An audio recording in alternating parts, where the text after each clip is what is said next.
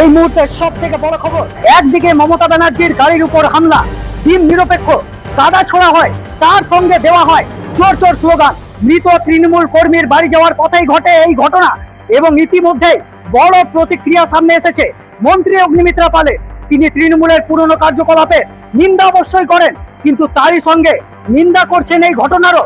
তিনি বক্তব্য রাখতে গিয়ে বলেন, এই রকম ঘটনা একজন প্রাক্তন মুখ্যমন্ত্রীর উপর ঘটেছে, তা অবশ্যই নিন্দনীয় এবং এই কাজ বিজেপির নাম করে যারা করেছে তাদের বিরুদ্ধে কড়া পদক্ষেপ নেওয়ার আশ্বাস দিলেন এবং ভবিষ্যতেও যদি এই রকম ঘটনা পুনরায় ঘটে তার বিরুদ্ধে কড়া পদক্ষেপ নেবে বিজেপি সরকার।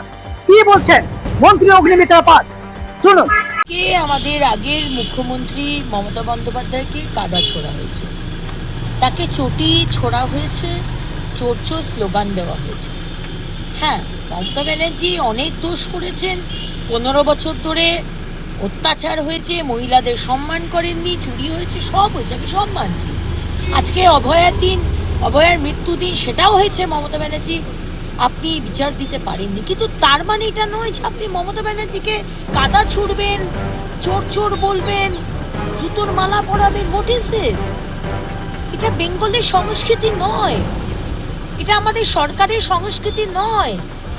এটা আমার মাননীয় মুখ্যমন্ত্রী, আমার মাননীয় রাজ্য সভাপতির সমর্থন নেই, আপনারা শুনে নিন। আর যদি কেউ বিজেপির নাম করে যদি ভাবছেন যে আমরা বিরাট আপনাকে জয় জয়কার করবো, আপনি ভুল করছেন, আপনার উপর অ্যাকশন নেওয়া হবে। কারণ এই সংস্কৃতি আমাদের সংস্কৃতি নয়, ভুল করলেন।